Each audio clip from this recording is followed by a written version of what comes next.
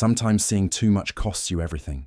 You notice the slight hesitation in their voice, the way they avoid eye contact for just a second too long, how their smile doesn't quite reach their eyes. You think you're being perceptive, reading between the lines, understanding what others miss. But here's the dangerous truth that Dale Carnegie never fully warned us about. Sometimes your ability to see what others can't becomes the very thing that destroys your relationships. Today we're diving deep into one of the most overlooked psychological traps of our time. The danger isn't in being blind to social cues, it's in seeing too many of them. In our hyper-connected world where every micro-expression gets analyzed and every pause in conversation carries weight, we've become amateur detectives in our own lives, building cases against people based on evidence that might not even exist. I'm talking about the dark side of emotional intelligence, the shadow of Dale Carnegie's teachings that nobody wants to discuss. You know his work, How to Win Friends, Influence People, Understand Human Nature. But what happens when that understanding goes too far? When your ability to read people becomes an obsession with reading into everything? Carnegie taught us to listen with empathy, to understand others' perspectives, to pay attention to what people really mean beneath their words. These are powerful skills, life-changing even. But somewhere along the way, many of us crossed a line from empathetic listening to mind-reading, from understanding to over-analyzing, from being perceptive to being paranoid. Let me paint you a picture. Your friend sends you a text that's shorter than usual. Your colleague doesn't laugh at your joke the same way they did yesterday. Your partner takes an extra second to respond when you ask about their day. Normal, you might not notice these things. But hyper-aware you? You're already building a narrative. They're upset with you. Something's wrong. They're hiding something. The relationship is in trouble. Sound familiar? Welcome to the world of social pareidolia. Seeing patterns in human behavior that aren't really there, just like seeing faces in clouds or hearing messages in random noise. It's our pattern-seeking brain gone haywire, and it's destroying more relationships than actual problems ever could. The science behind this is fascinating and terrifying. Our brains are prediction machines, constantly trying to anticipate what's coming next based on incomplete information. This served us well when we needed to quickly assess whether that rustling bush contained a predator. But in complex social situations with people we care about, this same mechanism can turn us into relationship saboteurs. We start projecting our own insecurities onto others' behavior. That slight delay in their response. It's not because they're busy or thinking carefully about their words. It's because they're losing interest in us. They're different energy today. It's not because they had a rough morning or are dealing with stress we know nothing about. It's because we did something wrong. This is what I call social overfitting, a term borrowed from machine learning that describes when a model becomes so tuned to specific patterns that it starts seeing those patterns everywhere, even where they don't exist. In relationships, we overfit to past experiences, to our fears, to every tiny variation in someone's behavior until we lose sight of the bigger picture. The cruel irony is that the more we care about someone, the more likely we are to overanalyze their behavior. Love makes us hypervigilant. Care creates paranoia. The very relationships we want to protect become the ones we scrutinize until they break under the weight of our attention. I learned this lesson the hard way. I once convinced myself that a close friend was pulling away based on nothing more than the fact that they used fewer exclamation points in their messages. Yes, you heard that right. Punctuation became evidence in my internal case against our friendship. I spent weeks crafting the perfect message to address this perceived distance, only to discover they had been dealing with a family crisis they hadn't felt ready to share yet. My overthinking nearly turned their moment of need into a moment of conflict. This is where Carnegie's wisdom gets dangerous when taken too far.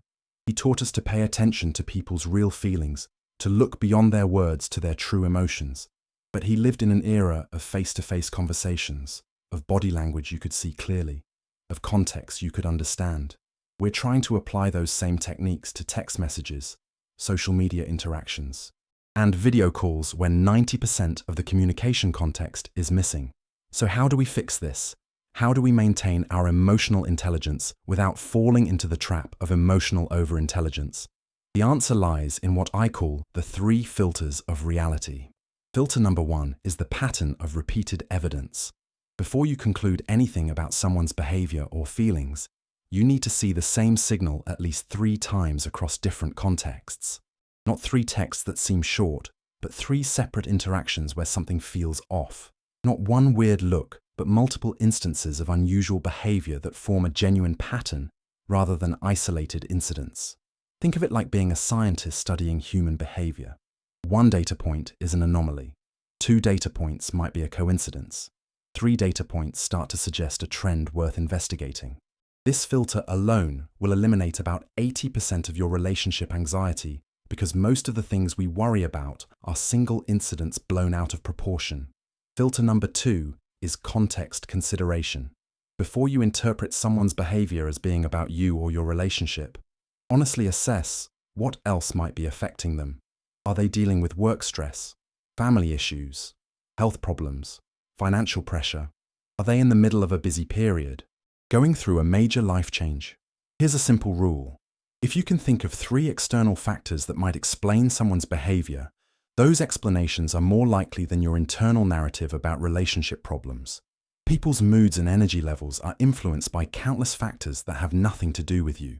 The context filter reminds you to look outward before looking inward. Filter number 3 is direct confirmation. This is the hardest one because it requires vulnerability and courage. Instead of building elaborate theories about what someone might be thinking or feeling, just ask them. But here's the key.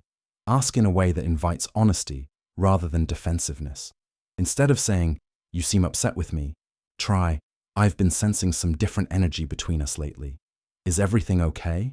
Instead of, "Why are you being distant?" try, "I want to make sure I'm being a good friend right now. Is there anything you need from me?" The goal is to create space for honest conversation, rather than putting someone on trial for crimes they might not have committed. Now let me introduce you to the 3-2-1 protocol, a systematic approach to handling those moments when your mind starts spinning stories about someone's behavior. This is your emergency brake for runaway overthinking. Step 1 is generating 3 alternative hypotheses. When you notice yourself fixating on someone's behavior and building a negative narrative, force yourself to come up with 3 different explanations for what you're observing. Make them as different as possible. If your first thought is, "They're mad at me," your alternatives might be, "They're stressed about something else," "They're tired or not feeling well," or "They're just processing something internally and it has nothing to do with our relationship." The goal isn't to find the right answer immediately. It's to break your brain out of tunnel vision and remind yourself that multiple explanations exist for any behavior you observe. Most of the time, just this step alone will calm your anxiety because you'll realize how many innocent explanations exist for what seemed like obvious evidence of a problem. Step 2 is asking 2 open-ended questions designed to gather more information without revealing your assumptions. These should be genuine, caring questions that give the other person space to share what's really going on. Something like, "How are you feeling about things lately?" Or, "What's been on your mind recently?" The key is asking questions that invite them to share rather than questions that put them on the defensive. Step 3 is taking 1 minimal reversible action. This means doing something small and low risk to either gather more information or improve the situation, but nothing dramatic that you can't easily undo if you're wrong. This might mean suggesting a quick coffee to catch up, sending a supportive message, or simply giving them some space while remaining available. The action should be something that feels caring and appropriate, regardless of which of your 3 hypotheses turns out to be correct. The beauty of this protocol is that it slows down your emotional reaction and gives you a structured way to respond thoughtfully instead of reactively. It acknowledges that you've noticed something while preventing you from jumping to conclusions or taking actions you might regret. Let me share how this works in practice with a real scenario. Last month, I noticed that a colleague who usually responds to my messages within an hour was taking most of the day to get back to me. My immediate thought was that I had somehow offended them or that they were avoiding me. Using the 3-2-1 protocol, I generated 3 hypotheses. First, maybe they were upset with me about something.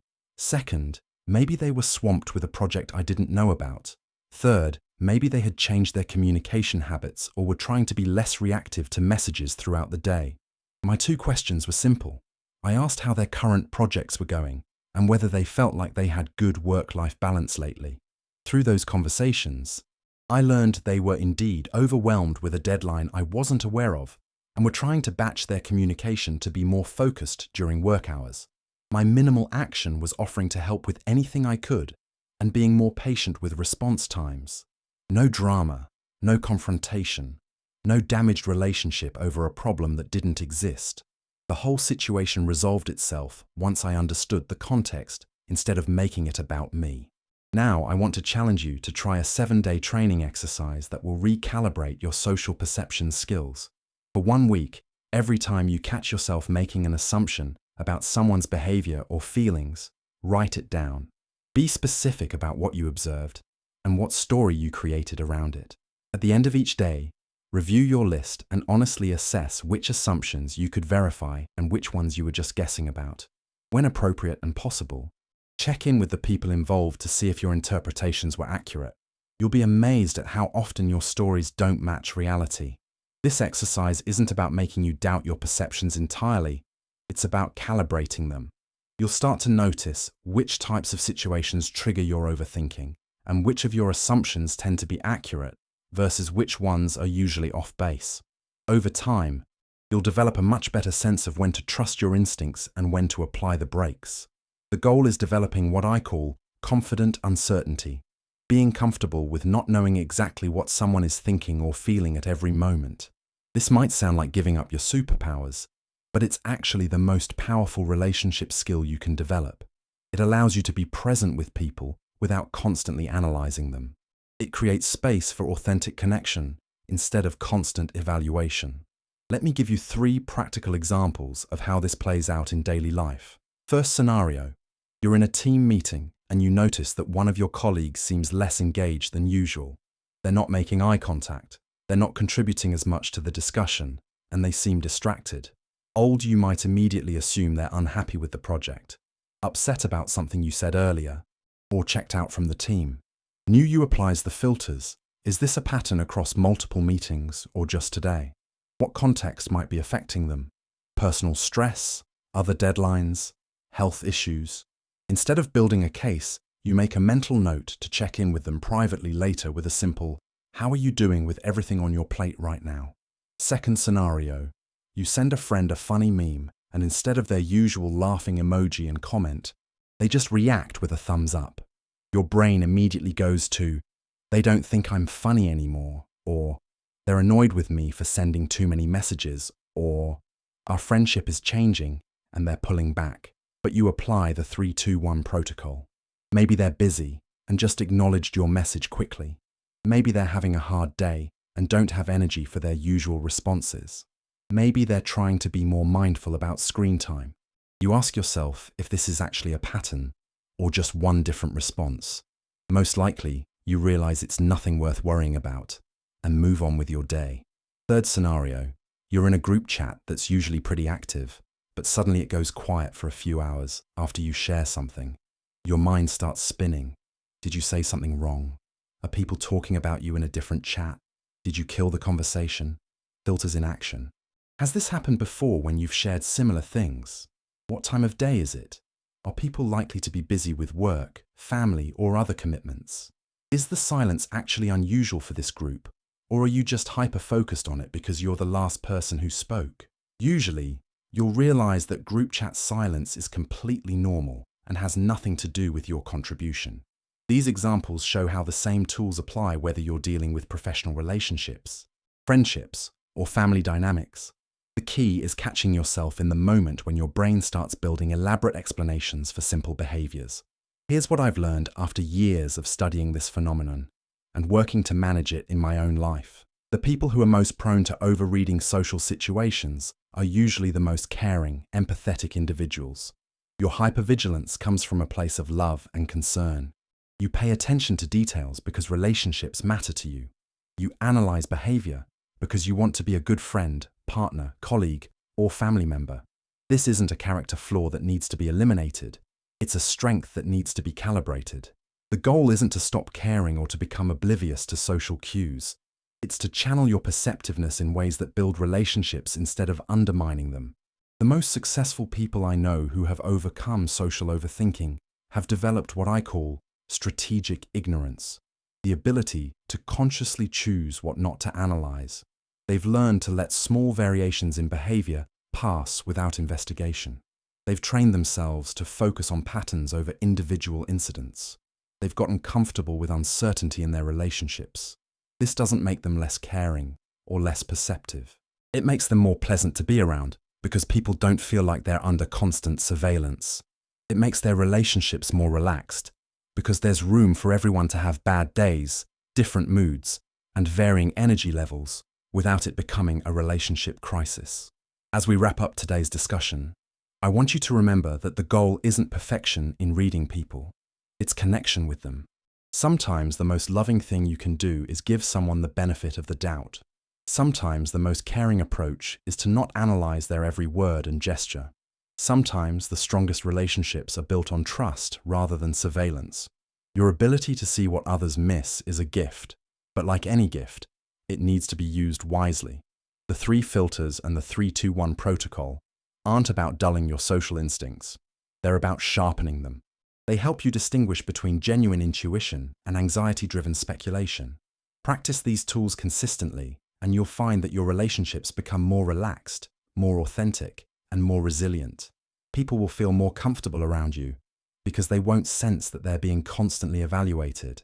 And paradoxically, you'll actually become better at reading the social cues that truly matter because you won't be distracted by all the noise. Next week, we're going to explore what happens when you've already made mistakes in interpreting someone's behavior and need to rebuild trust. How do you recover from false accusations? How do you apologize for seeing problems that weren't there? How do you restore relationships that have been damaged by overthinking? It's a crucial follow-up to today's discussion because learning to stop overthinking is only half the battle. Sometimes you need to repair the damage that overthinking has already caused. If you found today's insights helpful, if you recognize yourself in these patterns, or if you have your own stories about the dangers of seeing too much, drop a comment below and write "too much." I read every comment, and I'm genuinely curious about your experiences with social overthinking. Have you ever damaged a relationship by reading too much into someone's behavior? What strategies have worked for you in managing relationship anxiety? Remember, the goal isn't to see everything, it's to see clearly. Sometimes that means looking less, not more. Sometimes it means trusting instead of analyzing. Sometimes it means accepting uncertainty instead of creating false certainty through speculation. Your relationships will thank you for it.